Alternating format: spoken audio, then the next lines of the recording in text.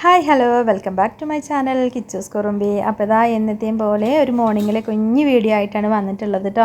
അപ്പോൾ വീഡിയോ ഒക്കെ ഇഷ്ടപ്പെടുകയാണെന്നുണ്ടെങ്കിൽ ലൈക്ക് ചെയ്യാനും ഷെയർ ചെയ്യാനും നിങ്ങളുടെ അഭിപ്രായങ്ങൾ കമൻറ്റായിട്ട് അറിയിക്കാനൊന്നും മറന്നു പോകരുത്. അതുപോലെ തന്നെ നമ്മുടെ ചാനൽ ആദ്യമായിട്ട് ആരെങ്കിലും കാണുന്നുണ്ടെങ്കിൽ ഒന്ന് സപ്പോർട്ട് ചെയ്യണം കേട്ടോ. അപ്പോൾ ഇന്ന് രാവിലെ അപ്പോൾ ചോറിനുള്ള വെള്ളം വെച്ചു. വെള്ളം തിളച്ചപ്പോൾ അരിയൊക്കെ ഇട്ട് കൊടുത്തിട്ടുണ്ട് കേട്ടോ. ഒന്ന് തിളച്ച് വന്നിട്ട് റൈസ് കുക്കറിലേക്ക് ഇറക്കി വയ്ക്കണം. പിന്നെ ഞാൻ ഇന്ന് പുട്ടാണ് ഉണ്ടാക്കുന്നത്. ഞാൻ എപ്പോഴും CHൻ്റെ പാക്കറ്റ് പുട്ടുപൊടിയാണ് എടുക്കുന്നത്. നല്ല പുട്ടാണ് കേട്ടോ, നല്ല സോഫ്റ്റാണ്. അപ്പോൾ അതുണ്ടാക്കി നോക്കുന്നവർക്ക് അറിയാം, ഈ CHൻ്റെ പുട്ടുപൊടി വെച്ചിട്ട് നമ്മൾ പുട്ടുണ്ടാക്കിയാൽ നമുക്കതിലേക്ക് പ്രത്യേകിച്ച് കറികളൊന്നും വേണമെന്നില്ല. അതങ്ങനെ വെറുതെ കഴിക്കാമെന്നൊരു പ്രത്യേക ടേസ്റ്റാണ് കേട്ടോ. അപ്പോൾ ഞാനതിൽ ഇന്ന് എന്തായാലും കടലക്കറി ഉണ്ടാക്കുന്നുണ്ട്. അത് ചോറിലേക്ക് എടുക്കാൻ വേറെ ഒരു കറിയില്ല, അപ്പോൾ ആ ചോറിലേക്ക് എടുക്കാനും കൂടെ വേണ്ടിയിട്ടാണ് അങ്ങനെ ഉണ്ടാക്കിയത്. അപ്പോൾ ഞാനെപ്പോഴും ഈ ഒരു പുട്ടുപൊടി ഉണ്ടാക്കുന്ന സമയത്ത് ഇതിലേക്ക് ഒരു നുള്ളു പഞ്ചസാരയും അതുപോലെ തന്നെ ആവശ്യത്തിനുള്ള ഉപ്പും ചേർത്തിട്ട് കൈ വെച്ചിട്ട് നന്നായിട്ടൊന്ന് മിക്സ് ചെയ്യും. ഉപ്പ് എല്ലാവരും ചേർക്കണത് തന്നെയാണ്, പക്ഷേ പഞ്ചസാര എത്ര പേര് ചേർക്കുന്നുണ്ട് ഇങ്ങനെ പുട്ടുണ്ടാക്കുമ്പോൾ എനിക്കറിയില്ല.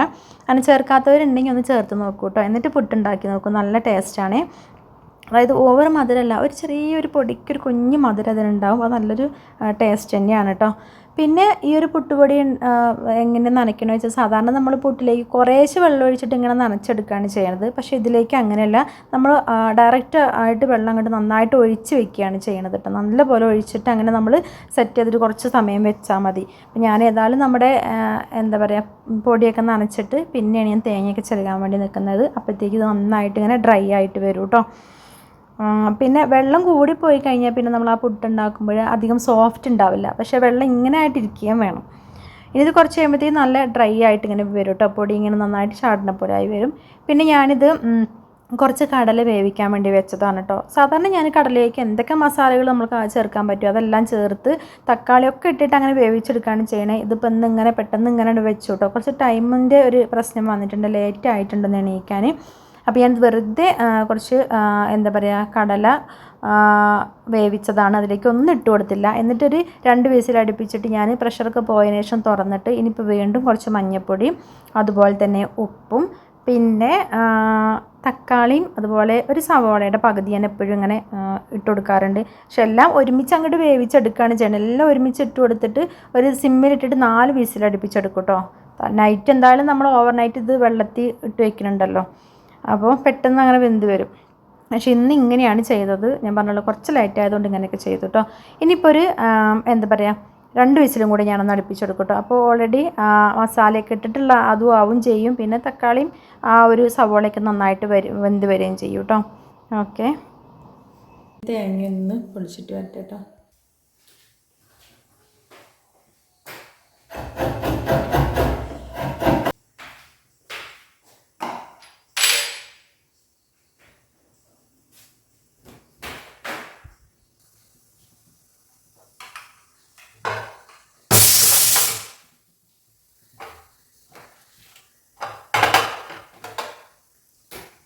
ഇതിൽ നമ്മൾ തേങ്ങയും അതുപോലെ ചെറിയുള്ളിയും വെളുത്തുള്ളി കേട്ടോ കണ്ടോ ചേർത്തിട്ടുള്ളത് എടുക്കട്ടെ.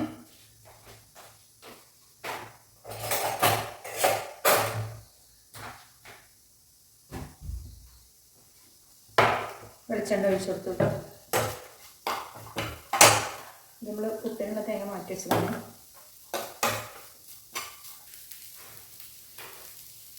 കറിവേപ്പില ഇട്ടു കേട്ടോ.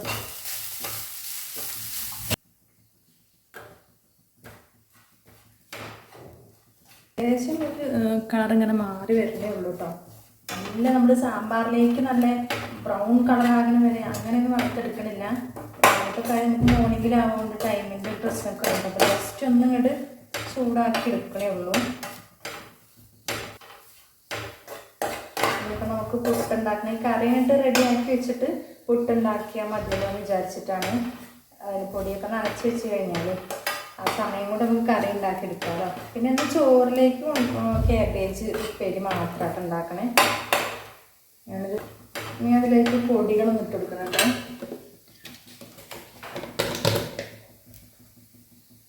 ഒരു നുള്ളു മഞ്ഞൾപ്പൊടി കേട്ടോ, പിന്നെ ഒരു നുള്ളു മല്ലിപ്പൊടി കേട്ടോ. മല്ലിപ്പൊടി കുറച്ച് തന്നെ ഇട്ടിട്ടുള്ളൂ. ഇത് നമ്മൾ പെരിഞ്ജീരകം പൊടിച്ച് വെച്ചതാണ് കേട്ടോ. ഒന്ന് ചൂടാക്കിയിട്ട് നമുക്ക് ഓഫ് ചെയ്യാം കേട്ടോ. ഓക്കെ, തീ ഓഫ് ചെയ്തിട്ടുണ്ട്. ഇനി നമ്മുടെ ഈ പാനിൻ്റെ ഈ ചൂടിലും കൂടെ കിടന്നിട്ട് ഒന്നും കൂടെ ഒന്ന് മൂത്ത് വരുമല്ലോ തേങ്ങ. പിന്നെ ഞാൻ ക്യാബേജ് ഒന്ന് റെഡിയാക്കി വെക്കട്ടെ, എന്നിട്ട് നമുക്ക് അരയ്ക്കാൻ വേണ്ടി പറ്റുള്ളൂ. പിന്നെ നമ്മൾ പുട്ടുണ്ടാക്കണതും കുക്കറിൻ്റെ അതിൽ വെച്ചിട്ടാണ്. അപ്പോൾ പുട്ടിനായിട്ട് നമുക്ക് സെപ്പറേറ്റ് ഒരു പാനില്ല കേട്ടോ, ഒരു തൂക്കില്ല. അപ്പോൾ നമ്മൾ കടല വരച്ച് ചേർത്തിട്ടുള്ളൂ ആ പരിപാടി ചെയ്യണം. അപ്പോഴത്തേക്കും ഞാനൊന്ന് നമ്മുടെ ക്യാബേജ് ഒന്ന് റെഡിയാക്കി എടുക്കട്ടെ. അപ്പോൾ നമ്മുടെ തേങ്ങയ്ക്കൊന്ന് ചൂട് പോയിട്ടുണ്ട്. ആ സമയം കൊണ്ട് ക്യാബേജൊക്കെ ഞാൻ റെഡിയാക്കി എടുത്തു കേട്ടോ. പിന്നെ നമുക്ക് തേങ്ങ അരച്ചെടുക്കേ.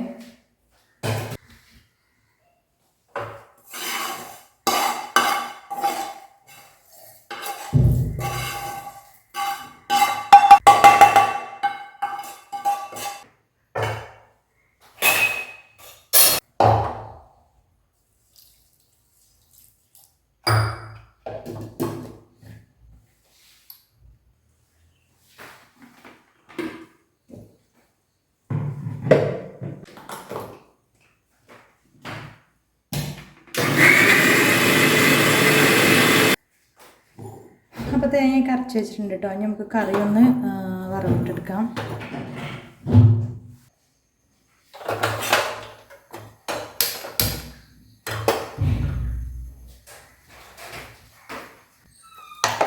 വെളിച്ചെണ്ണ ഒഴിച്ച് കൊടുത്തു കേട്ടോ.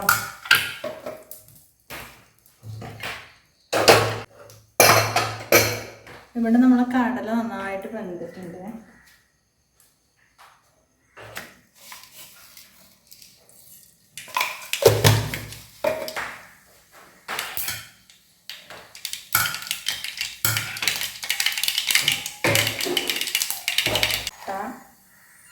ഗ്രാമ്പു, ഏലക്കായ ഒക്കെ ഇട്ടിട്ട്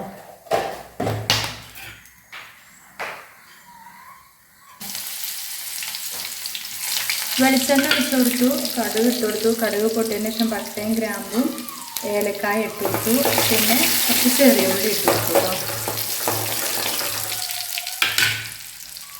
കറിവേപ്പിൻ്റെ ഇല കുറേ ദിവസം മുന്നേ എടുത്ത് വെച്ചതാണ്, വാടിയിട്ടുണ്ട്. വേറെ എല്ലാത്തൊന്നും ഞാൻ അതന്നെ ഇടുകയാണേ.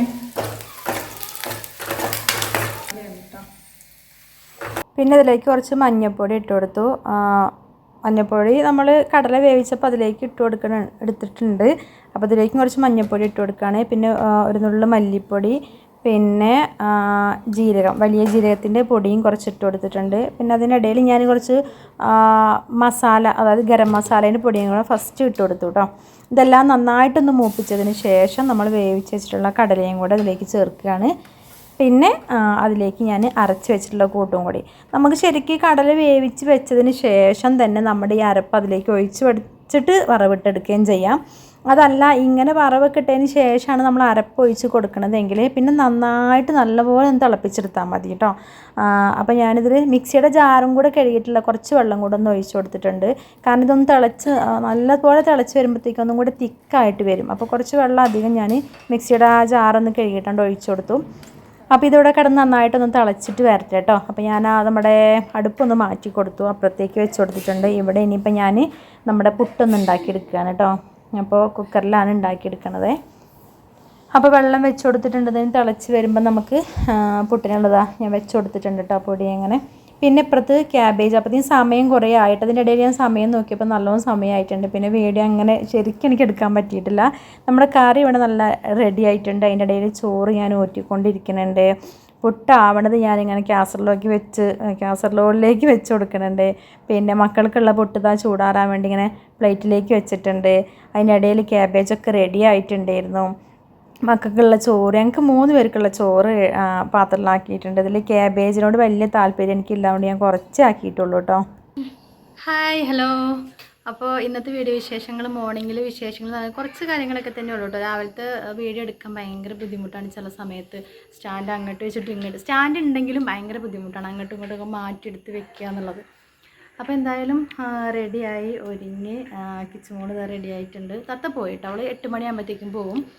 അപ്പോൾ രാവിലത്തെ കുഞ്ഞു വിശേഷങ്ങൾ ഇത്രയൊക്കെ തന്നെയുള്ളൂ. അപ്പോൾ വീഡിയോ ഇഷ്ടപ്പെട്ടാൽ എന്തായാലും ലൈക്ക് ചെയ്യുക, ഷെയർ ചെയ്യുക, സബ്സ്ക്രൈബ് ചെയ്യാതെ ആരെങ്കിലും കാണുന്നുണ്ടെങ്കിൽ ഒന്ന് സബ്സ്ക്രൈബ് ചെയ്ത് സപ്പോർട്ട് ചെയ്യുക.